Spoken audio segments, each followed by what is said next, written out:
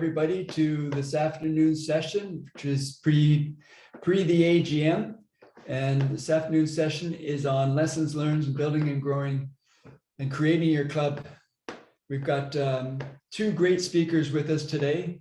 First speaker will be Mike Shearer, who's with the Royal City Athletics Club. Mike has been involved in track and field from a young age, competing at national level in the 800 meters and more recently as a masters athlete. He's won a couple of two world championship 800 meters titles. I can attest to that because I was behind him in those races. And he's a coach and a club volunteer. In September of 2020, he, along with members of the Guelph community, founded the Royal City Athletics Club, where he is now chair of the board. Mike recently stepped down as president and CEO of Cancer Care Ontario, which is a provincial crown corporation that was responsible to the Ministry of Health for managing the cancer care and kidney care systems in Ontario, with an annual budget of over $2 billion. Also with us today is Kurt Downs, who's the founder of Border City Athletics Club. Kurt is regarded as one of the leading coaches in Canada. Kurt is currently coaching athletes from grassroots through to professional levels with Border City Athletics Club. Kurt has been awarded Athletics Canada's Dr. Doug Clement Award for Coach of the Year in 2019 and Canadian Running Magazine Community Builder of the Year in 2020. Kurt has coached 2 Olympians, 1 Paralympian, and multiple Team Canada athletes. Kurt led Brandon McBride to the Canadian record in the 800 meters.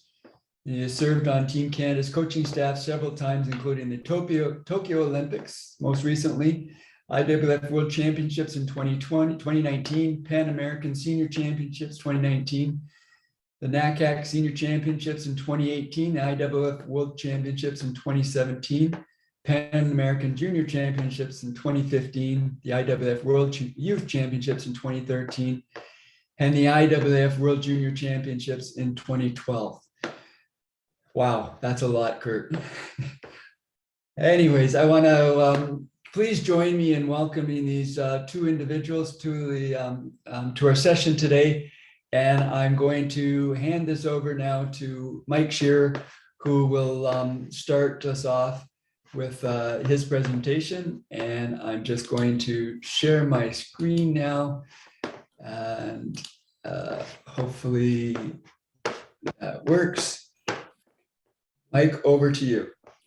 Great, thanks very much, Paul, and thank you very much for the invitation. And I really appreciate people spending a bit of their Sunday afternoon for looking at track and field in Ontario. And as Paul has indicated, Kurt and I are going to talk about clubs and how to create them, build them, and grow them. And we'll talk from a slightly different perspective in that Kurt, of course, is a leader at a club that's got a storied history, and talking about the things around sustaining and growing excellence in a club. I'm going to start by talking more about creating a club from the ground up. You, I'm sure, are aware of the context of this club, Royal City Athletics Club, and it came out of a really challenging situation, and that was the issues that we're all aware of at the University of Guelph and in the Guelph community. It was a tremendous challenge for the community, but particularly for athletes, and I really just want to acknowledge at the start here that athletes were harmed through that issue. And we, as a sport, recognize, of course, that these stories of harm to athletes are throughout the sports world. They're certainly in track and field, and they have been in track and field in Ontario. So the theme really behind this talk is how we build and grow clubs in Ontario so that people can participate in track and field, but in a way that they and we all feel is safe and of high quality. So it's a story of about growth, but it's also a story about building a foundation where we can provide the confidence that parents want, that athletes want, that we want, that we're creating an environment that's safe and positive for everyone participating, and the things that we can do to ensure that. So that's really the theme behind the talk. In the context here, of course, was that after the fallout, of course, from those issues in Guelph, there was no club in the community for children, for athletes, for the participants who can benefit from track and field. And this is really a story about the start of a new endeavor in Guelph to provide that opportunity, but in a safe and high quality way. And I'll talk about those things, but also the themes of how to grow. And if we go to the next slide, Paul, I just want to touch on what is the reason to grow. And you know, Athletics Ontario is undergoing a strategic planning sessions at the moment, and will come forward with new strategic plans in the future. And certainly it's my view that I hope that one of the themes of that strategic plan is how we're going to grow as a sport in Ontario, and the link of quality and safety to that growth. Why do I say that? I think our participation in terms of membership through Athletics Ontario is at about 8,000. Now that sounds like a good number, but I think when you compare it to other sports like soccer, albeit a team sport where the opportunities might be greater, our numbers are much smaller, and so for us, I think, to continue to develop and to grow and to build excellence, simple growth, I think, needs to be part of our plan. And of course, the only way we can do that is for our club system to grow and to support the school system, and in other ways where we can enable participation in track and field.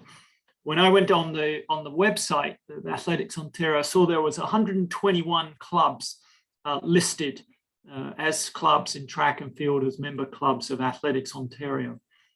If you do the math there, that means that the average size of track and field clubs in Ontario is 66 members. So we have a lot of clubs, and presumably a fair amount of overhead that's supporting a relatively small number of participants in each club on average across Ontario. So how do we build clubs in a solid way that can help to grow those numbers substantially? And I'll talk about some ways that will enable us to do that. So I'm going to talk about issues of incorporation and why that's helpful for clubs.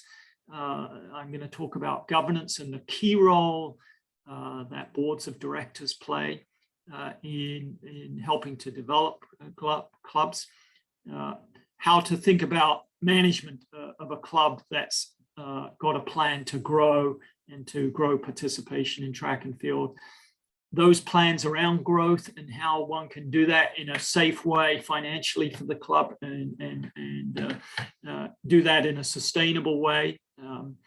And finally, and probably most importantly, what are the key issues around quality and safety that board of directors is going to have to focus on to make sure that those clubs continue to provide a safe and positive environment for participants, which is going to be absolutely key for us to be able to grow as a sport in Ontario. Okay, Paul. So you can talk a little bit about incorporation, of course, it's not absolutely required, but there are definite benefits for clubs to incorporate. Mostly clubs will be looking at not-for-profit incorporation as a mechanism to help base the club and its operations and its governance for the future. One of the key advantages of incorporation is that the corporation therefore becomes the legal entity that owns all club assets. And it really separates the club from personal involvement and personal liability with the club. So it's protective of the club members, and it's protective of the officers of the club and board of directors of the club, because it becomes the legal entity to which things are accountable within the organization. And even if there is ownership of the club that's not by the members but by individuals, it still separates out that club versus personal, in that the club owns the asset, not the person who may own the club. So that's a fine distinction, but it's a very important distinction for the club to move forward on. I'm going to just move to the bottom item first, which is one of the benefits, I think, for incorporation is that it can provide a level of confidence for athletes, for members of the club, coaches, officials, volunteers, and parents, that once you incorporate, you're then subject to the legislation around incorporation, which requires a level of governance and due diligence and process that is driven by the legislation that oversees incorporation in this province. So right from the outset, a person will know that if they're going to send their child to a club that's incorporated, that it immediately has some protections under the law with respect to how that club operates. And I think that can give a level of confidence to members and parents. And the last thing I just want to point out, which is the third point there, is that many grants and this is for good reason and for the similar reasons, many grants that you might apply for as a club require incorporation, and they require financial statements from the club.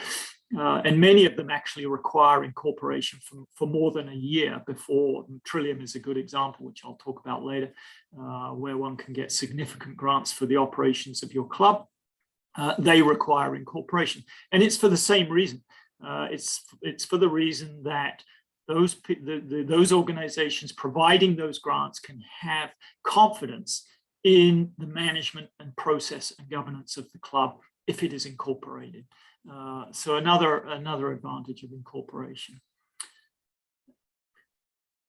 Governance. So this is, I think, a really critical area in developing, creating, building a club. And to me, it's the most important thing that we do in building a club. And in my view, most of the failures that we have seen where athletes have been harmed as a result of things that have happened to them in athletics around the world and in Ontario is because of poor governance that's been put in place to oversee the activities and the operations of the club where those things happened. So to me, this is vital that a great deal of attention gets paid to the issue of how the club is governed. And it starts with a volunteer board. And I think it's vital that it is representative of the community, that these board members are volunteers in what they do. Certainly at Royal City, and I think this is vital too, is that you have athletes on the board of governors of your club. And I'll talk about Royal City in a little bit. We have four athletes are on the board, and we'll talk about that a little bit later. board policies. These are the operating mechanisms of the board. It says to the members, and it says to parents and volunteers that this is how the board is going to govern the operations of the club in a safe, high quality, and effective way.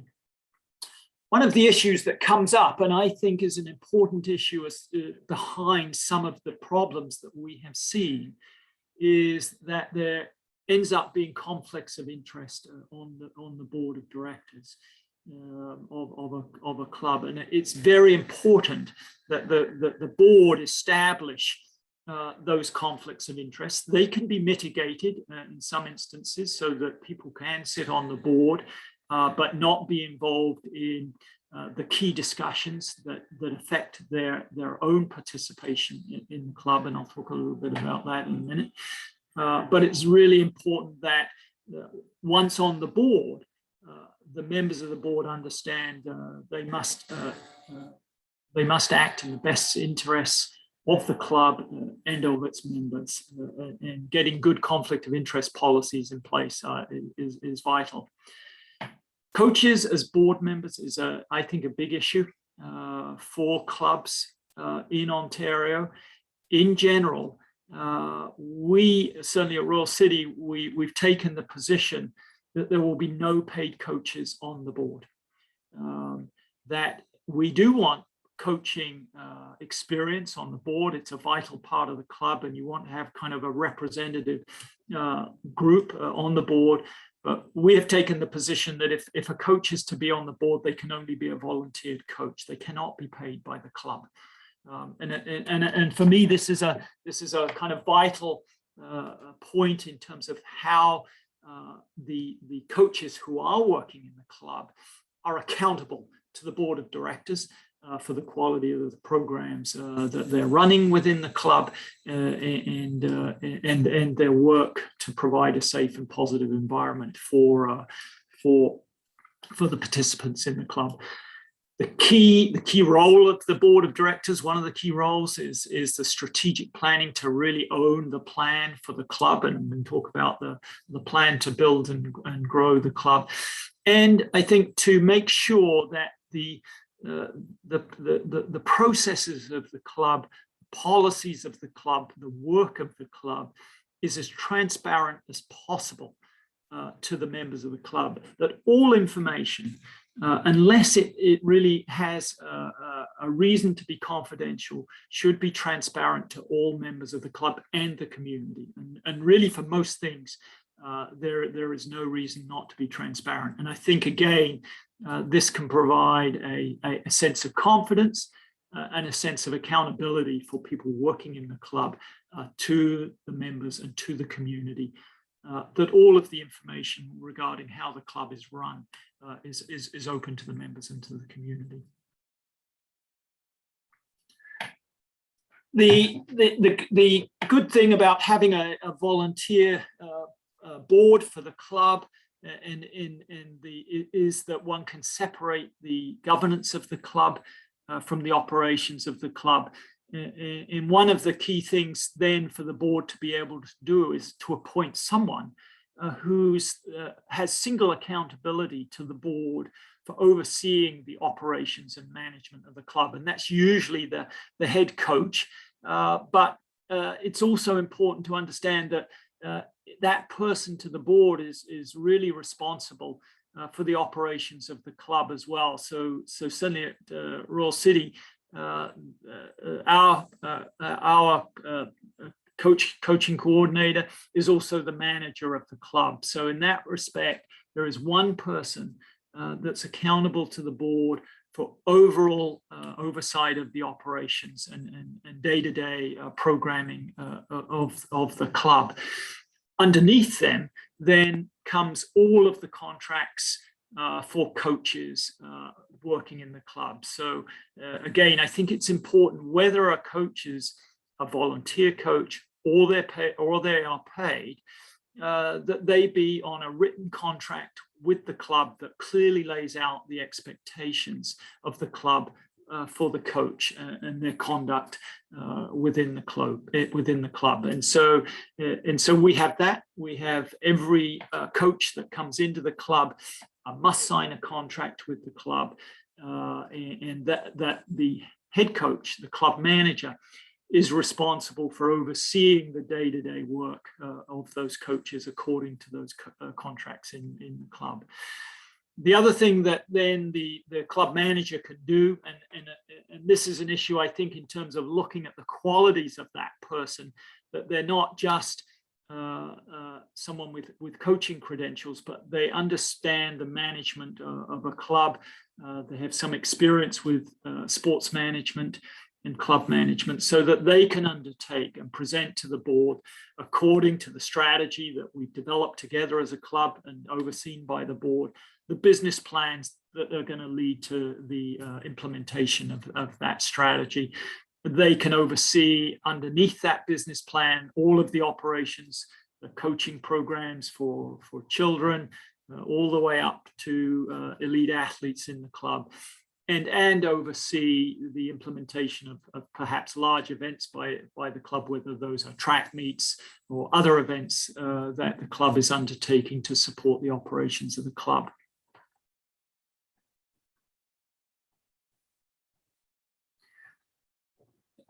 The issue of growth, I think, is important, and one of the themes behind this is that is where one tries to create and develop and grow a club that's going to really increase participation in our sport. And go back to that statistic of the average club in Ontario, several a lot bigger, but many will be smaller, has about 66 participants.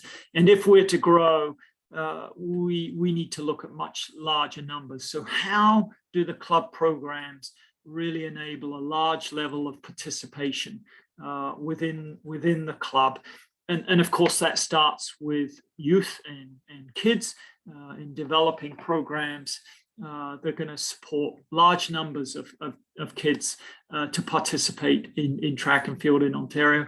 But I would argue that the size of the club needs to be best supported through programs right through the range of participants who can benefit from track and field. So that goes from children, high school athletes, senior athletes, varsity athletes, post-collegiate athletes, elite athletes, and masters athletes. And my view is that our development of the sport in Ontario can work best if we have many clubs who are trying to develop programs across the spectrum, and that those clubs can grow best if they have programs right across the spectrum, from children up to elite athletes and masters.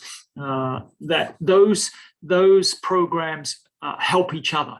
A large program for kids enables one to develop programs that are going to support elite athletes. And I think that's vitally important, because then those elite athletes can inspire kids to come into the sport as well, and they feed off one another.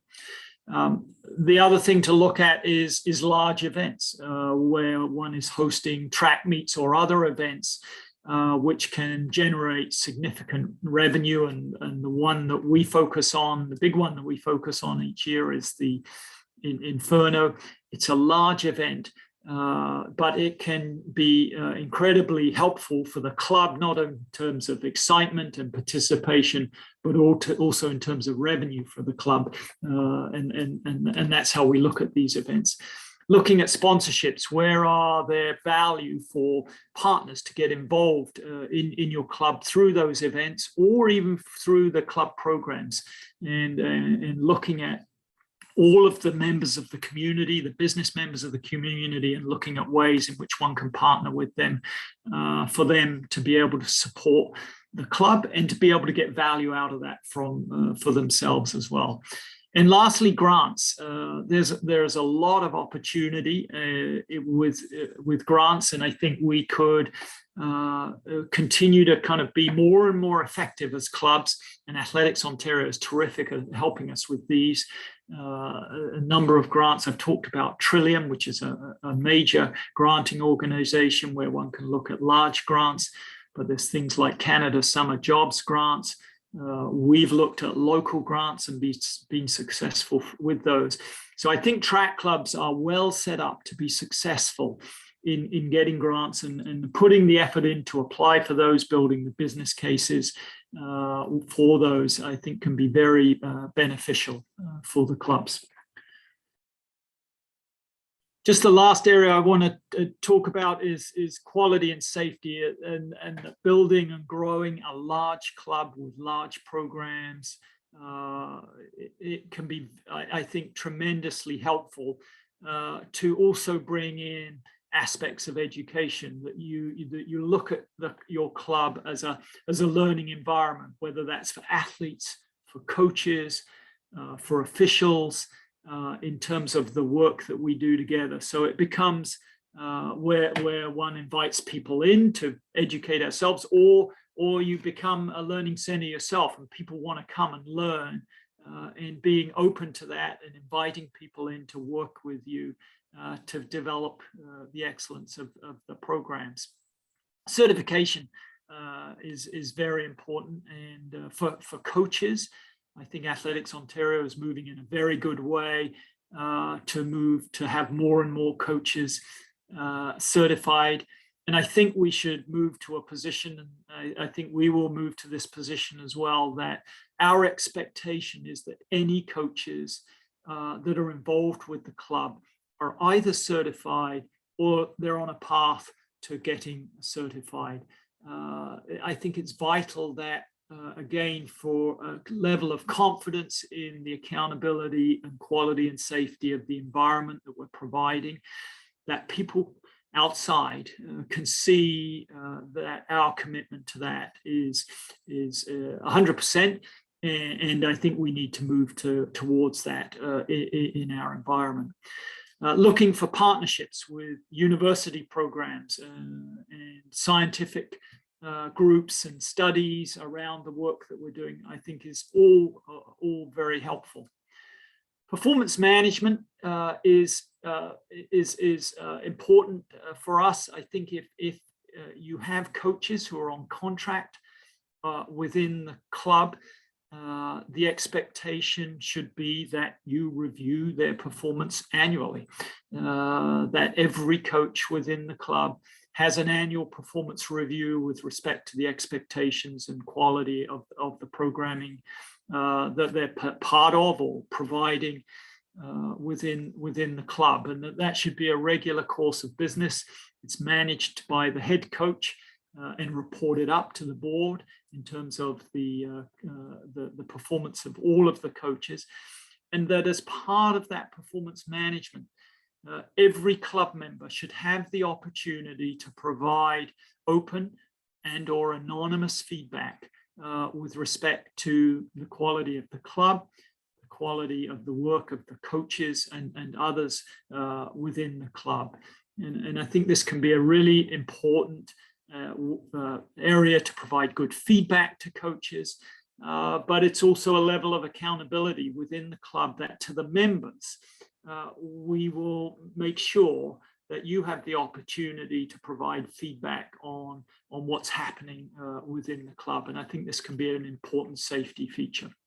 And again, this commitment of quality and safety, as well as with governance, that we commit to transparency in everything that we're doing within the club, so that the club members and community can see what and how we're doing things to make sure that we provide a safe and positive environment.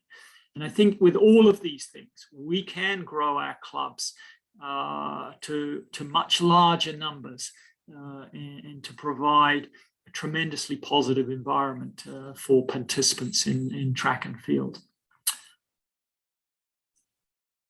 Just very quickly, our club, as Paul said, we incorporated in September 2020, right in the middle of the pandemic, of course, and that kind of limited our starts to growing quite slowly. In the end, I think that was a benefit for us in terms of getting going in a relatively slow way and building gradually. We built, starting with our kids programs in November of last year, our senior program in May of this year. So our first full year, 2021, we're going to have about 148 participants in the club, a budget of $90,000. And we're going to plan to approximately double that budget next year, add another 100 members to the club as things open up and we're allowed to grow our programs. But we will, I think, have a strategy in our club that's based on growth and enabling good and strong participation in the future. We've got a terrific board of athletes and community members who are providing, I think, tremendous oversight for the club. A fantastic club manager and coaching coordinator, Paul Gallus, and he's just doing a terrific job. He's got background in sports management and marketing and brings a tremendous group of skills together in one person that's really helping to drive the club forward. So we're very excited about the future. Athletics Ontario have been a terrific help in us getting going. The University of Guelph has been a terrific partner in helping us to get going, and I think we've got a strong future ahead of us. Thanks, Paul, and happy to answer any questions.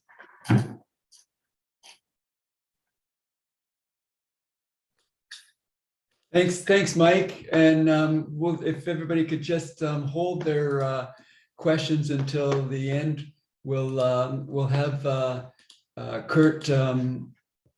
Kurt go first, and then we'll leave some time for everybody to present. So I'm just going to share my screen again, and you can take it away, Kurt.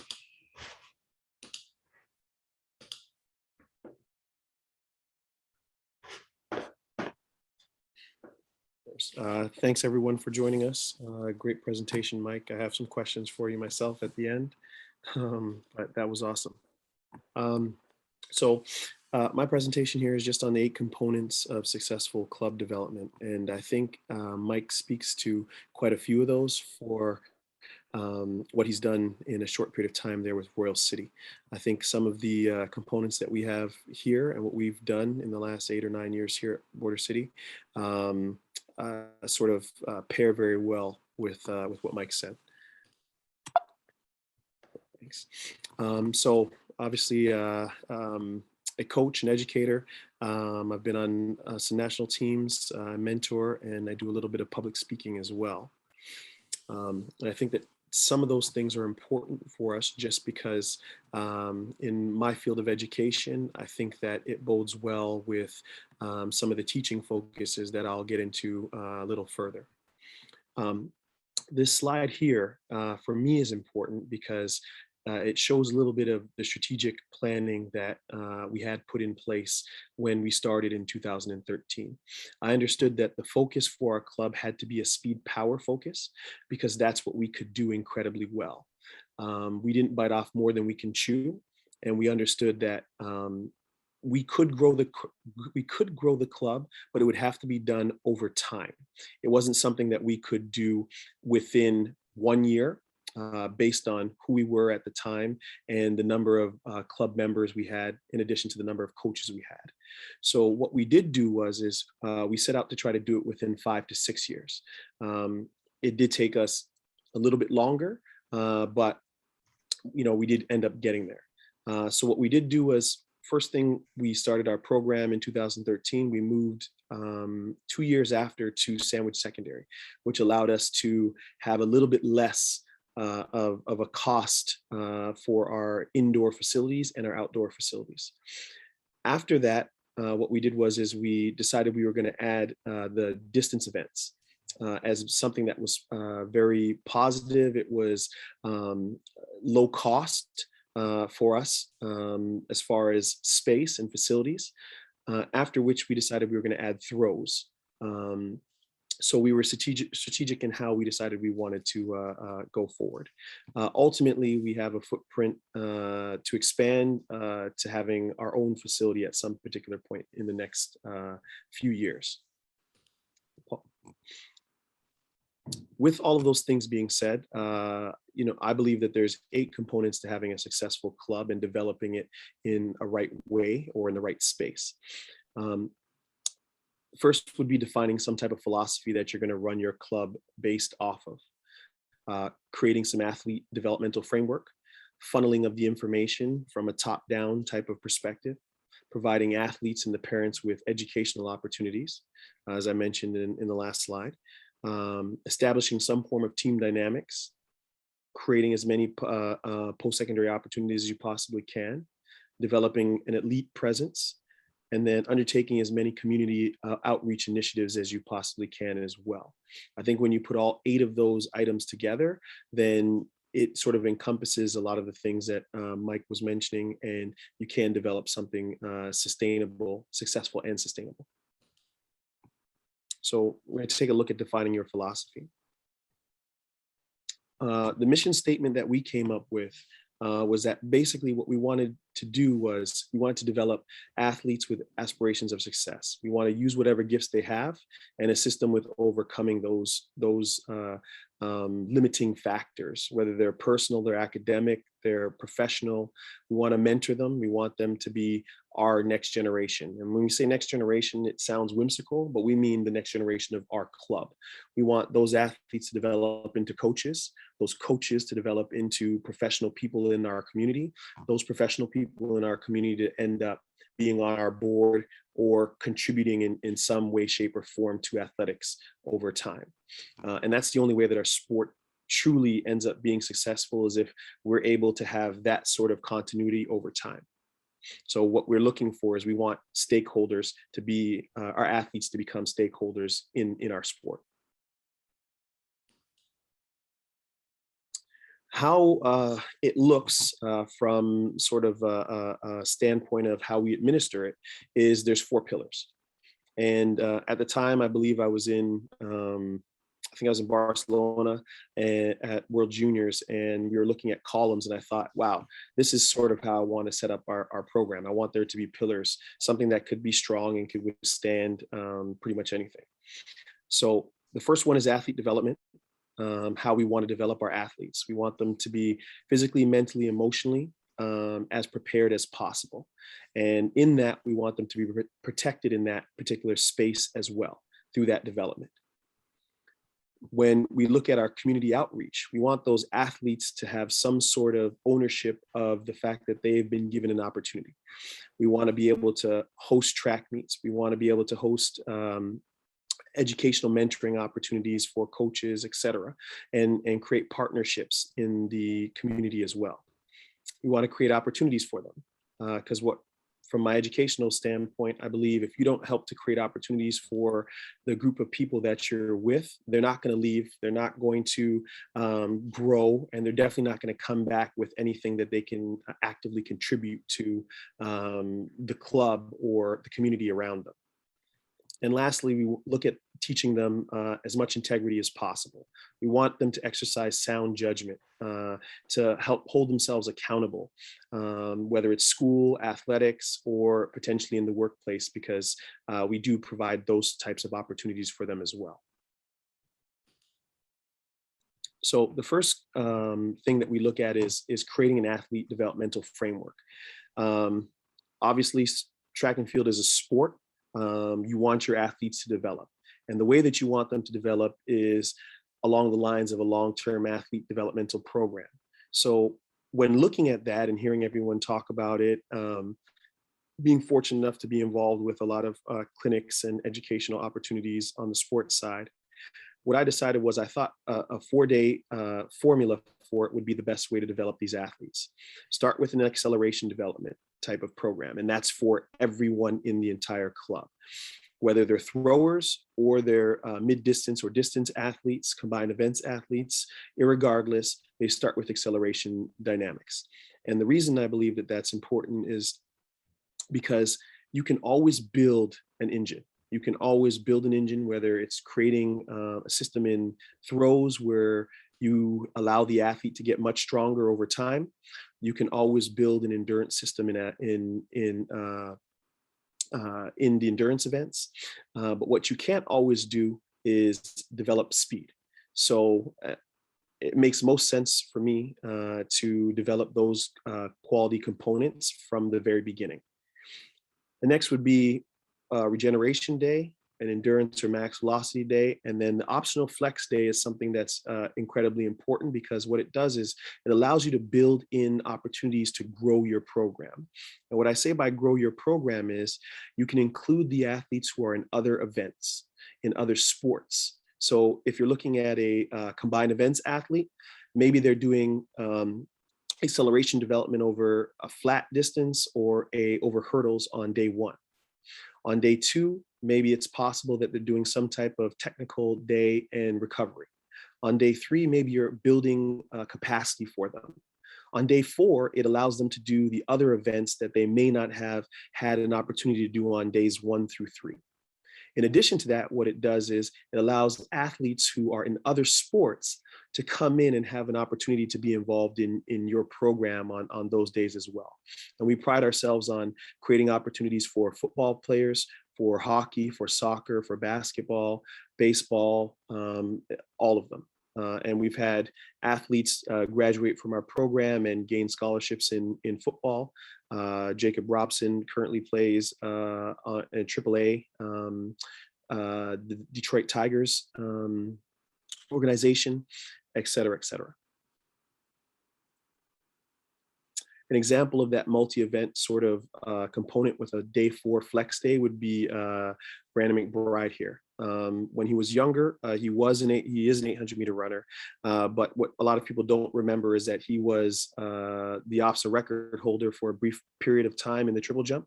He was also had the second fastest time over the 300-meter hurdles, just missing the Canadian youth record by, I believe, 1/10 of a second, as well as running the 1, the 2, and the 4. So on that day 4 of our program, we could build it in and allow someone like a Brandon McBride at that particular point in his development to do other things other than just the 800 or just the 400 meters. Now, this is an important point for me, which is the funneling of information. As a head coach, I think that it's important for you to be the person that amasses some form of information, and then you're able to divulge that information to your staff and the people around you. And this slide, I think, is one of my favorite slides of all time. It says, "Goodbye always makes my heart or my throat hurt." And a lot of times in our sport, what coaches don't want to do is they don't want to leave the environment that they feel comfortable in. And oftentimes it's better for them to leave, grow, find other ways to make themselves better in other areas, and then come back or go to a new area to be able to use some of that information. And for me, this was when I left Windsor to go to Western with Vicky Crowley and do my master's. Likewise, I think it was the same for Jason Kerr when he left Western Ontario and went to Guelph for an opportunity.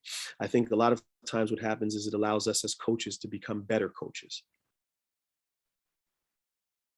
Back to the point of funneling information and how it works together with that is you need to be able to go out and find as many educational opportunities as you possibly can.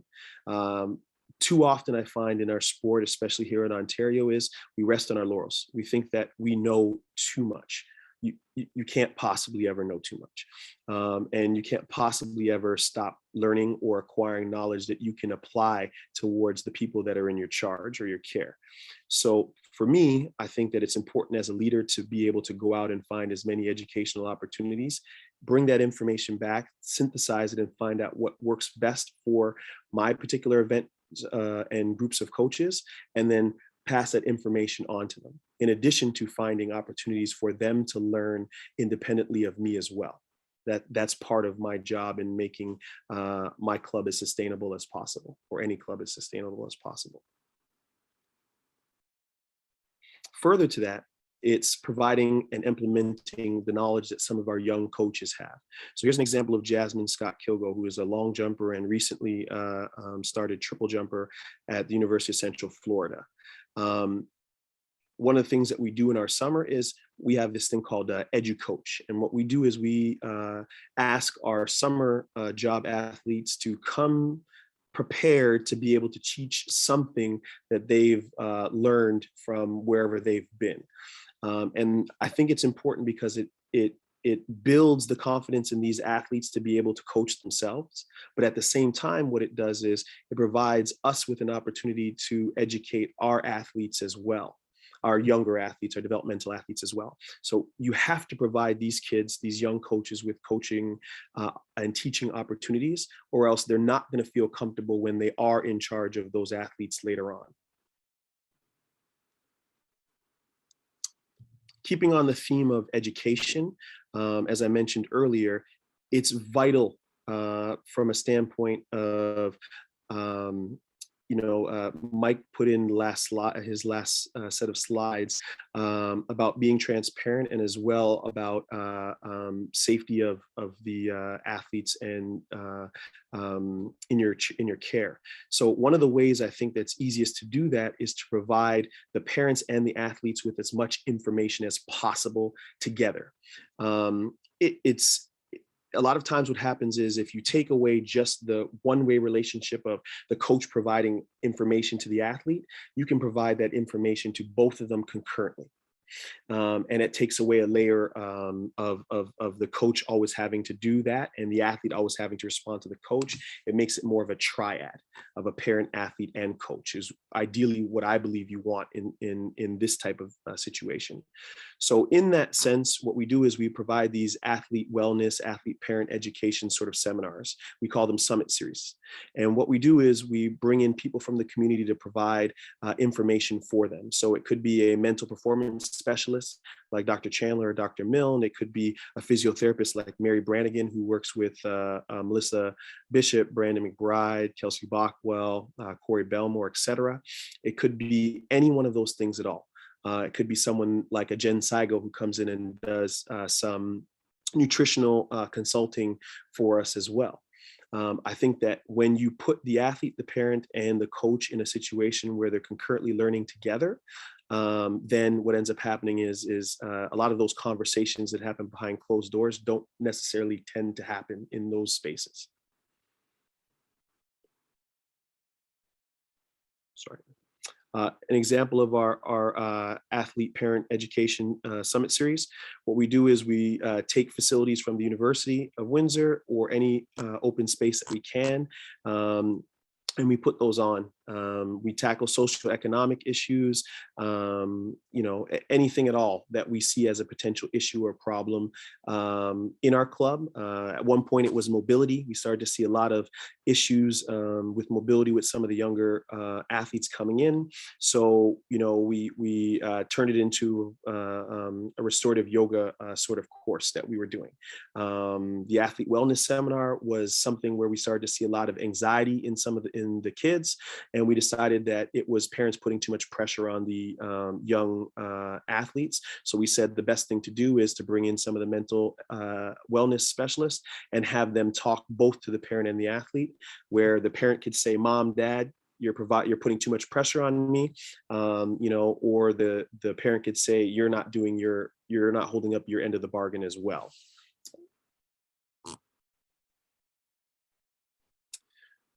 Establishing team dynamics. In order to sustain athletics or athletes in athletics in our sport, they have to have fun. There has to be something that keeps them actively, gainfully engaged in our sport. With so many other sports that are out there, there's so many things that they can choose from. How do you keep them actively involved in track and field? For me, it's something that has to be concerted. It has to be thought about. It has to be something that you plan and program into your track and field club. And for me, I spent a lot of time going over successful programs from a university standpoint. I was fortunate to spend a lot of time when I was doing my master's in the US and saw a lot of successful university programs. But at the same time, spending a lot of time here looking at some programs in Ontario that were incredibly successful. And they do these 5 things all incredibly well. Practice, team functions, competitions, creating some type of identity, and creating some environment for having some lighthearted moments. Sorry, Paul. Your practice environment. It has to be a place where there's an opportunity for social bonding. A lot of times as coaches, what we do is we're like, no, stop talking. Get back to practice. Do this, do that. Yes and no. There was a period in time where you could have a practice where no one spoke or no one talked, but that also means no one's having fun and they're not engaged. While I'm not saying to open your practice up to allow them to do only talking, what I am saying is you do have to create an environment where they are allowed to bond and to be somewhat social. It's what allows them to have fun. It's what allows them to be in a situation where they can be here at your practice and they want to be there at your practice. You want them to be there. So the 2 places I've found over the last 20 years of coaching, informally doing research on it, that you can provide spaces for all of the athletes in your club to be involved. Warm up, cool downs. Warm-ups, you can provide a space where every person on your track can be involved at some particular point in time. If you're a thrower, they can do 1 lap or 2 laps. They can do dynamic stretches together with everyone. Again, it's not something where they have to spend 30 or 40 minutes together, but you can have touch points that you create systematically as a head coach, where you allow those people that are in your club, those athletes in your club, to cross over. And it creates for great synergies. Same for cool downs, general strength. Some like to call it core. You can do the same at that particular point in time. Make the throws in charge of it 1 day a week. Make the distance group in charge of it 1 day a week. Make the coaches in charge of it 1 day a week. Whatever it is, find opportunities for those groups to cross over and create. I don't like to use the word force them to have social interactions, but create ways that they have to have social interactions. Team functions, create ways to have, find ways to celebrate things that all of the people that are on your staff that are working together with you, I don't like to say for me, but working together with me, that you can celebrate them. It could be something like the birth of a child. It could be something like a graduation. It could be something like a retirement from a job that they're doing. Take the time to get to know all of the people that are on your staff and who are working with you, know their families, know the things that are important to them. And while, it sounds whimsical, it works. I've been fortunate to have tons of people come out and give hours of their time because I've taken an active interest in what they do and their families. It could be something as simple as giving the young ladies a rose or a flower. It could be something as simple as possibly, buying something like a gift card from a bookstore or, a sporting store for the guys. Find ways to create those types of synergies for them and make them feel as if they are a part of a family compared to just coming and punching a card where they're coming to the track. Because if they do that and you do that, what's going to happen is your parents are going to start to take note of those relationships and see how you interact with those coaches. And what they're going to do is they're going to want to be in that space as well. Team dynamics. As far as competitions are huge. They're an opportunity where the athletes get a chance to compete. We make it a point where the athletes have to go to different areas to cheer for their teammates.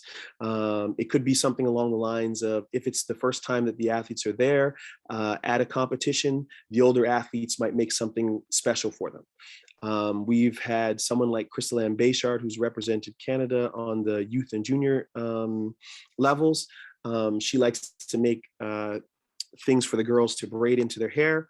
We went and purchased a bunch of them for the new female members of the club. Whatever it is, you have to have those types of unique experiences that they can bond with on these types of competitive opportunities. An identity. What we don't do incredibly well in our sport, and I'll say this again, what we don't do incredibly well in our sport is create identities for our athletes and create identities for our teams and programs. If you look at basketball, they have mad love with the Canadian basketball program. If you look at hockey, they have something else. In track and field, we just don't do a fantastic job of this. You need to do a fantastic job of it. Not a good job, a fantastic job. There's TikTok, there's Instagram, there's all these different things that kids are excited about and get into. Well, I'm not saying from a coaching standpoint, you have to get involved into it, but you may have to allow your athletes the space to be able to use your club to create a sense of belonging through those mediums. Create it through clothing as a possible way and means. One more. Use the clothing as a way to create a means to allow the athletes to rally around those things. There's always ways that they are going to want to feel special representing their club, and those are two of the ways to create an identity in order to allow them to do that. And the last one is these lighthearted moments. I think there's enough going on in young people's worlds where the space that they come to be in for track needs to, be a place where they work hard, where they're diligent, where they listen, but at the same time, they have got to have a little bit of fun. And I think as coaches, oftentimes what we do is we are sometimes devoid of that. We only see, one medium or one way by which for them to be successful, and that is to train. This is another way for them to be successful. Let them have some lighthearted moments. Let them have some fun. In the pictures on the right here, these are some of our senior athletes who did incredibly well at the university level, but at the same time, they thought they were unicorns. They thought they were some type of mystical beings at one particular point in the time. I sat there, I thought it was ridiculous. And then I thought to myself, Kurt, you know what? If this is what's going to get them through our Tuesday workouts that are difficult, hey, whatever. We're going to build on it, and we're going to make it something that we build on. So find those things that you can allow them to be silly and allow them to share in it as well. Creating some post-secondary opportunities. This is a slide that I'm probably one of the most proud of. In the last 9 years now, this is what we've been able to do. And I think you have to look outside of the aspect of them just being athletes and also find opportunities for them. Whether it be something like law school. There's a young guy who was not a fantastic athlete who worked with us. He's an outstanding coach, but he wanted to be a lawyer. We managed to get him into Arizona State. He just graduated full scholarship this past year. And I'm sad to see him go, but he's one of our outstanding coaches that spent a ton of time with us, Coach Graham. So for me, it means finding whatever opportunities that you can possibly find for young people. And that's how you keep them gainfully involved in your program over time. Sorry, next slide. Finding coaching opportunities. So for our post-secondary athletes, we look at the Canada Summer Jobs Program. We have grant programs. And what we do is we get them jobs in the summer. Kids come home from their university programs and they need to be employed. Why not employ them with your track club? Whether it's a 1 day a week kids camp or a 3 day a week kids camp, to your actual club programming, to creating elite programs for them to be run for other sports like soccer, basketball, etc. Find ways to pay the kids, find ways to keep them at home with you in the summers. Because if not, they're going to go away and find jobs elsewhere, and they're not going to come back and be employed or use the opportunities that they have in your club. Developing an elite presence. Now, I'm not going to tell you that we aren't serious about athletics, and we're not serious about developing our athletes to the point where they can become elite. Here's an example of Coach Kelsey, who's also been on quite a few individual world teams as well. We believe that it's part of their job as elite athletes to give back, whether it's a talk to an athlete, guide them through their academic experience, it's guiding them through their student athlete experience with maybe possibly choosing a school that's right for them. Whatever it is, part of their job is to be coaches and mentors as well as elite athletes. And that has to be something that is planned and programmed. And the last thing that I'll mention here is our community outreach initiatives. Your club has to be immersed in your community if you want people to refer their kids and their friends to your program.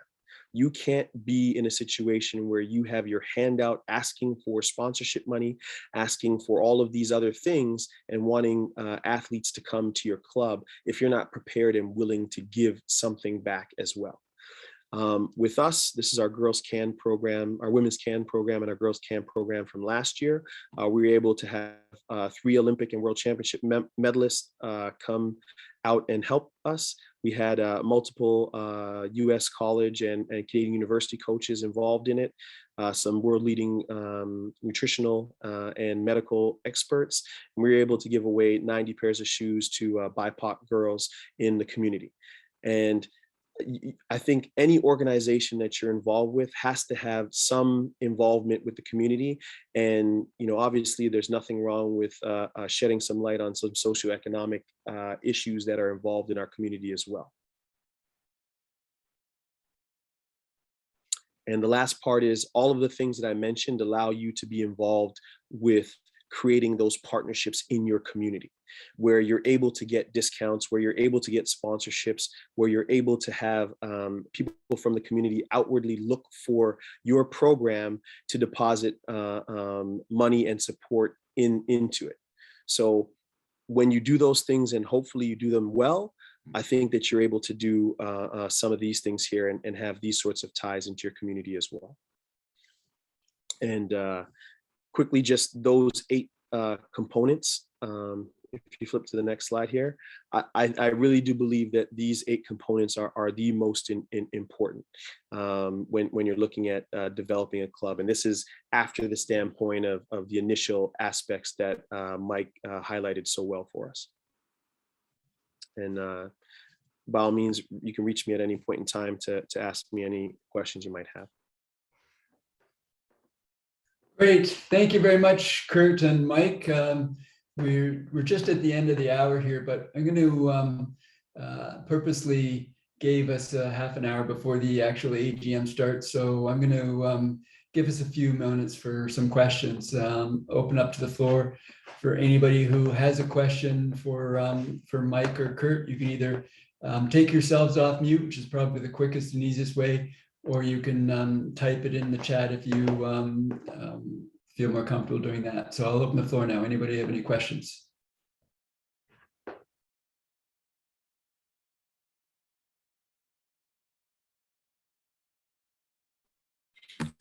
Mike, I actually had a question from before, and it was just around the performance reviews for the coaches.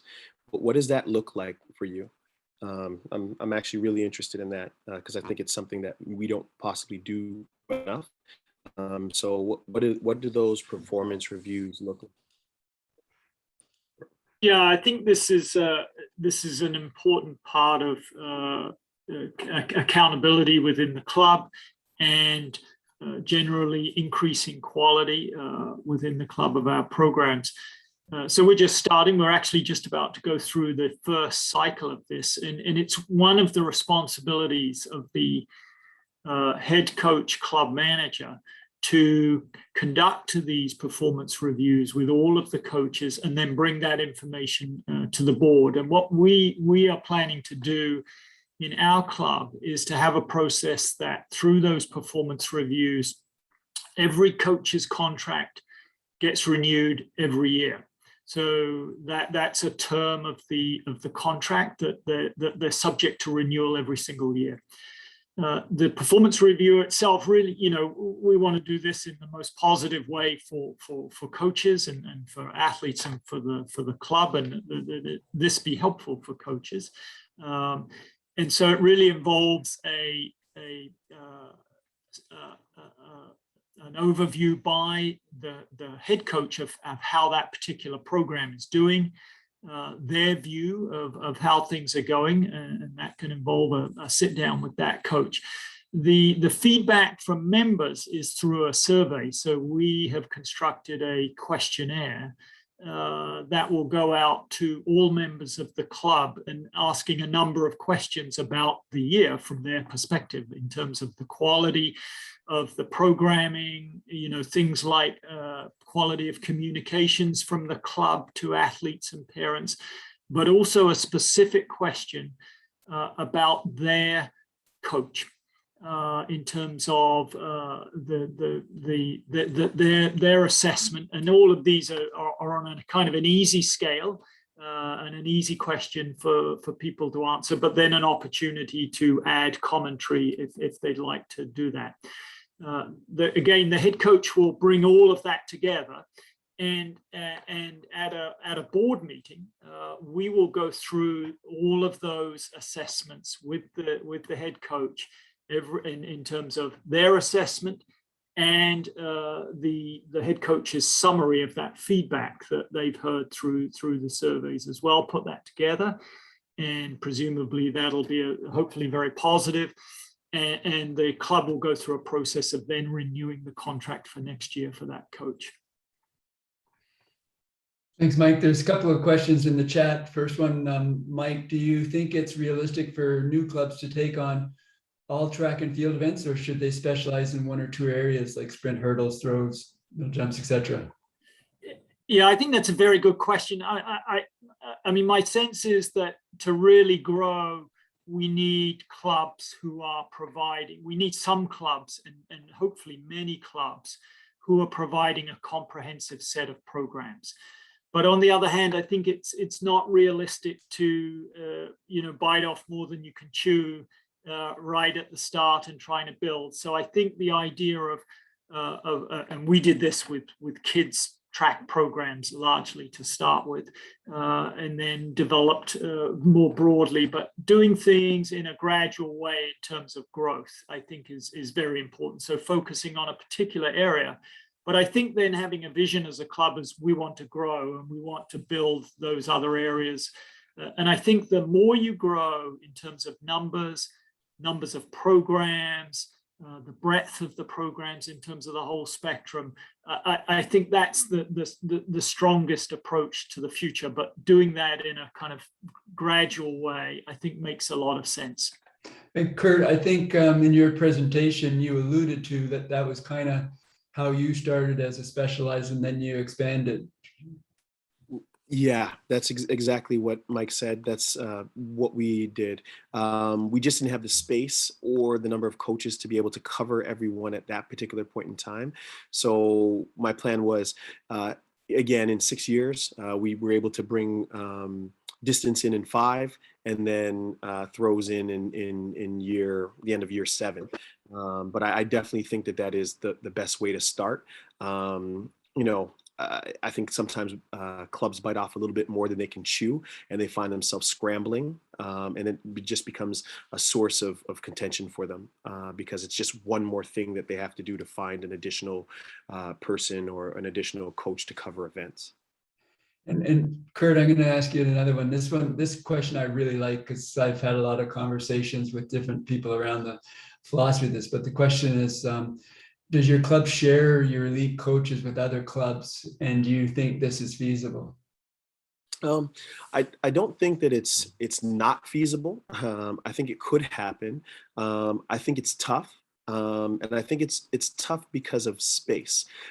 If you are in a space like York let's say, where you are able to share resources and it works well, then I don't necessarily see a problem with it.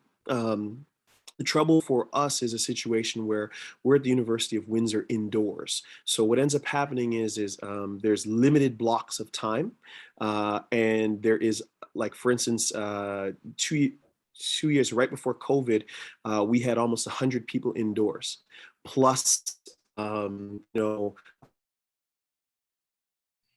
you know, plus it's You're really hard. think you're breaking up, Kurt. Oh, sorry. Uh, can you That's hear better. me? Yeah, you're good now. I just thought it was incredibly hard to be able to share them with the number of athletes that were there. We needed to have more coaches to cover those athletes. So I think But that it what can about be done. what about sharing at different times? Like going to a practice on another day when with another club when your club's not practicing. Again, if the club is open to it, I think it could work. Again, I think it's tough because what happens is then you pit, one group of kids versus the next group of kids. It has to be a very unique situation, I think. So, if you are in a space where it can work, yes, but I think it's difficult. We don't. We share coaches with high schools, but with other clubs, I think it'd be a little difficult. Great, thanks. Any other questions?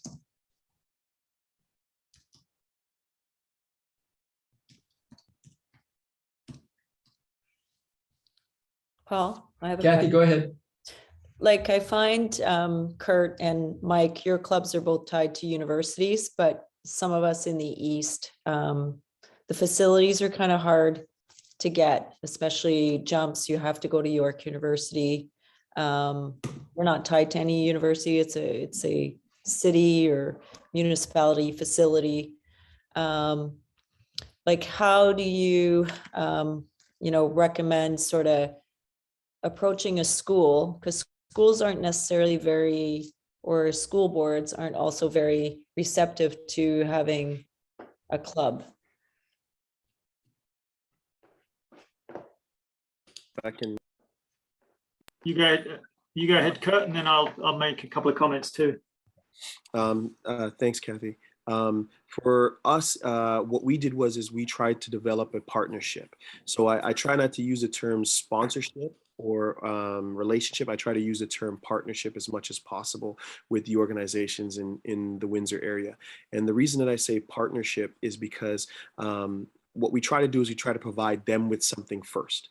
So, for instance, with Sandwich Secondary and the public school board where we are in Windsor, what we try to do is one, we try to use Coach Rob, who's there, to help manage a lot of the elementary school track meets that are there.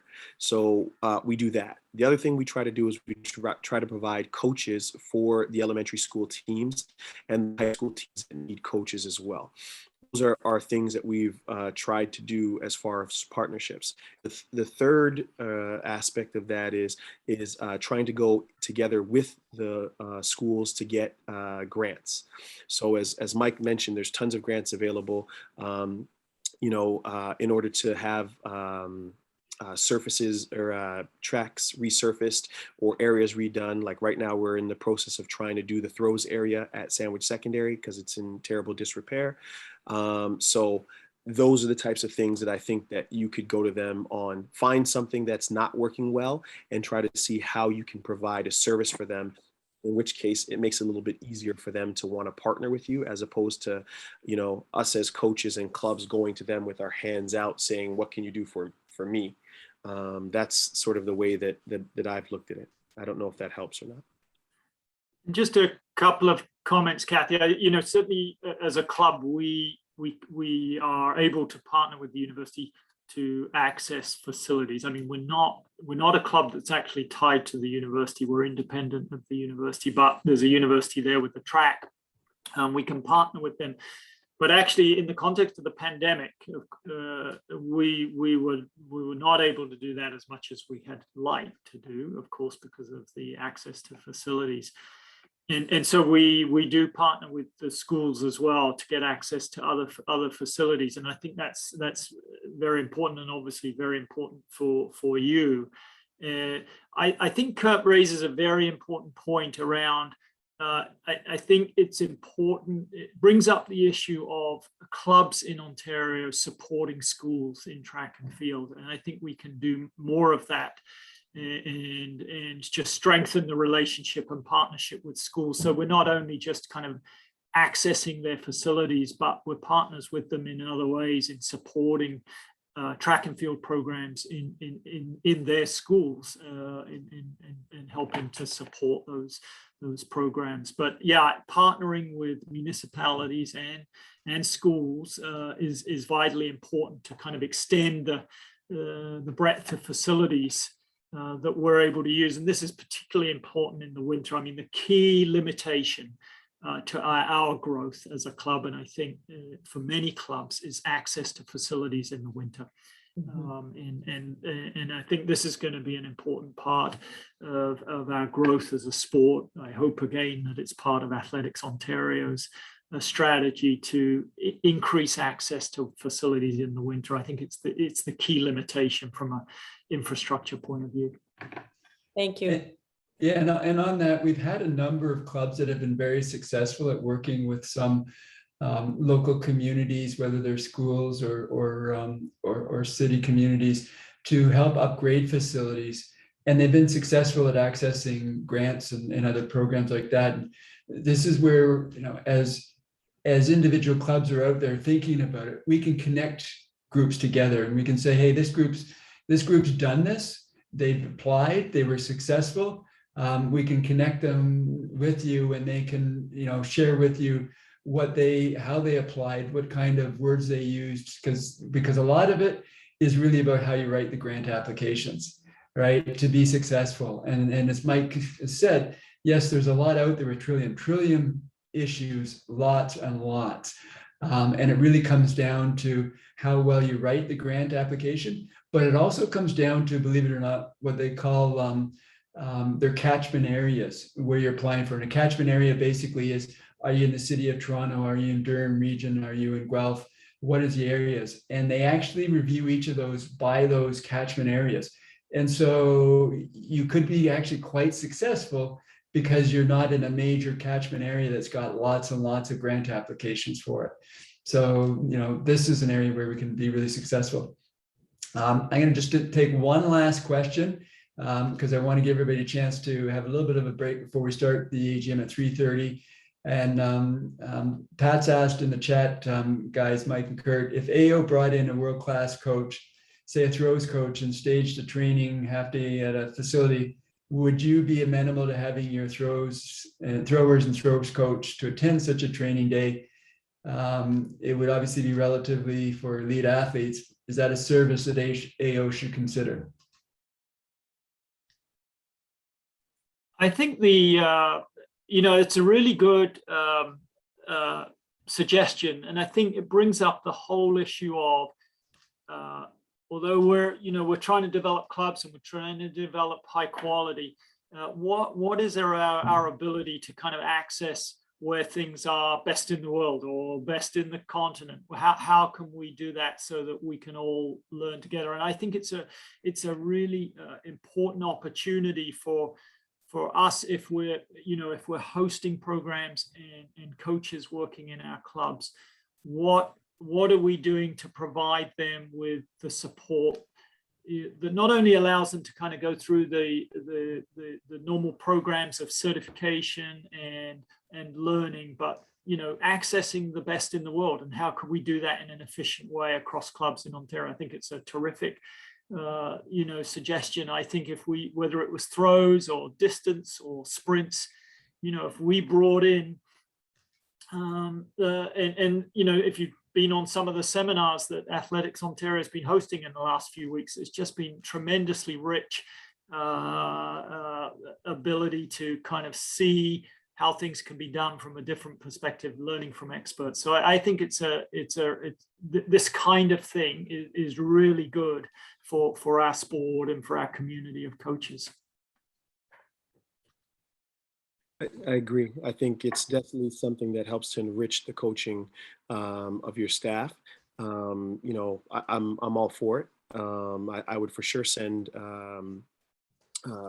Christian and our throws group down, because I just think that when there are those learning opportunities and they're close, you buy into them. You send the athletes, you send the coaches, if possible at all. So yes, absolutely. All right, guys, thank you so much for both of you for taking the time out of your day to present to us. I really found the presentations very interesting. A lot of good ideas that I think that people can take away with. We have recorded the session.